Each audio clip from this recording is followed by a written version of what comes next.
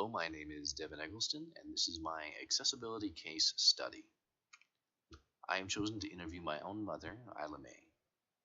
She was born in 1962 in Utah and later spent the early part of her childhood down on an Indian reservation in southern Utah.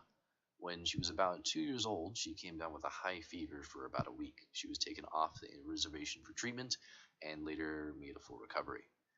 What the doctors didn't notice at the time is during the high fever actually caused damage to the cochlear nerve. So later, when she started attending school in 1968, the teacher started to notice she wasn't paying attention as well. She wasn't doing as well as the other students. With the advice of a teacher, she actually went up to BYU to get a hearing test, and there they diagnosed her with 50% hearing loss in each ear. From an early age, since she had experienced this hearing loss, she taught herself to read lips.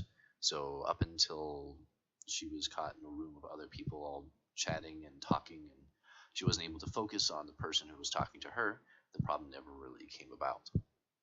After graduating from Springville High School, she started to work in a sewing factory and then later attended school and became a dental assistant.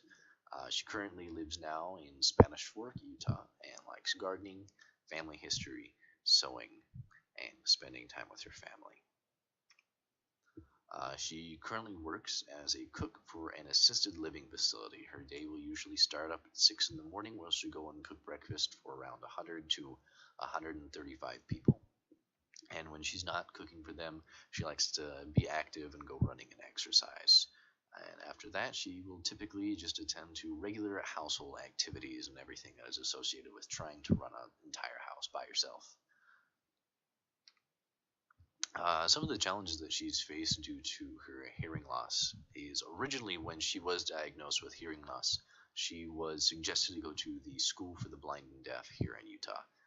Seeing as how she wasn't completely deaf and was pretty good at reading lips, my grandma insisted that she stay in a normal school, and eventually the district, she was at Nebo School District, complied and allowed her to stay at the normal school she was already attending.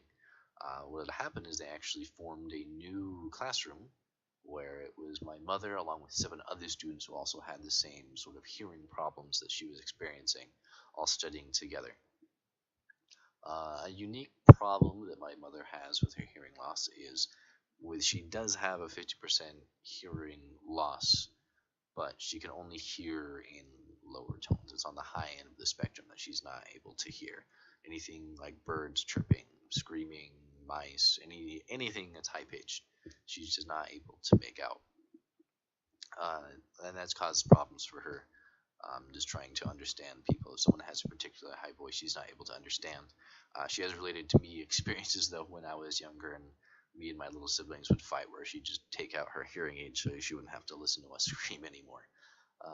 One of the other problems you had is talking over the phone, where a lot of her comprehension and conversation comes from reading lips. When talking with people over the phone, you just can't do that. You have to listen to their voice, and if someone's, again, their voice is particularly high, they have a different accent than what she's used to.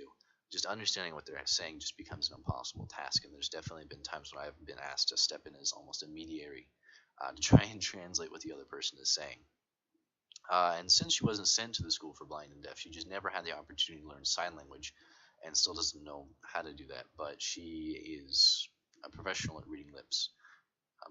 Another thing that came along with this is just the general timidness that comes along with being different and having a problem that most people just don't understand.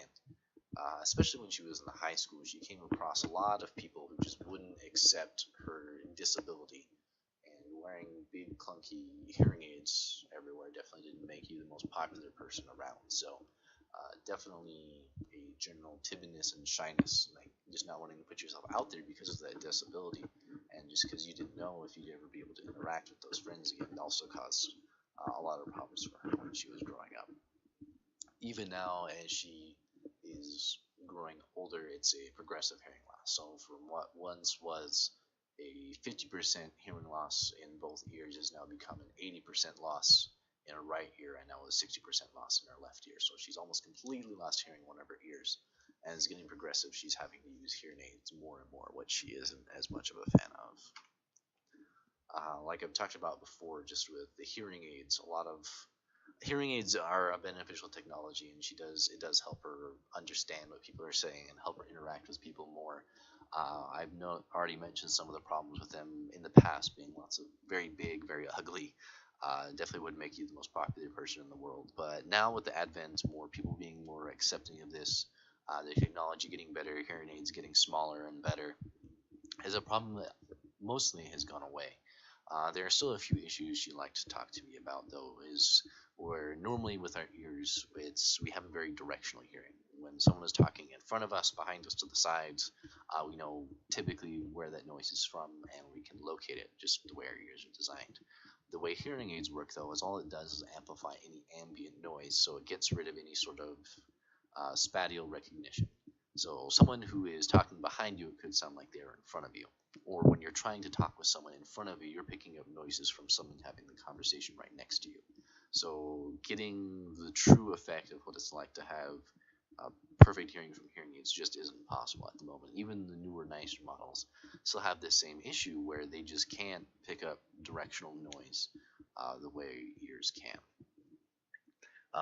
Talking with her about just different tasks and things like that that she wanted to be able to accomplish without hearing aids, and there wasn't really anything that she wishes she could have accomplished. She's done everything she wanted to do. Even with hearing loss, it's not a completely debilitating disease, although it is a disability.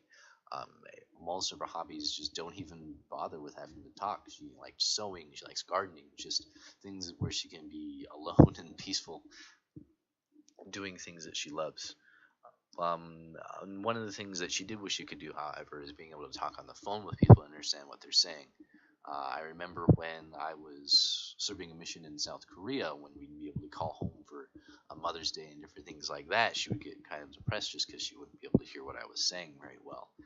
But now with the advent of new technology, we can now use video calls and things like this, as we can see the person, and that is one of the benefits of new technology. Where now she still may not be able to hear what they are saying, she's able to read lips over the phone now. So that is one task that she is glad she can accomplish now.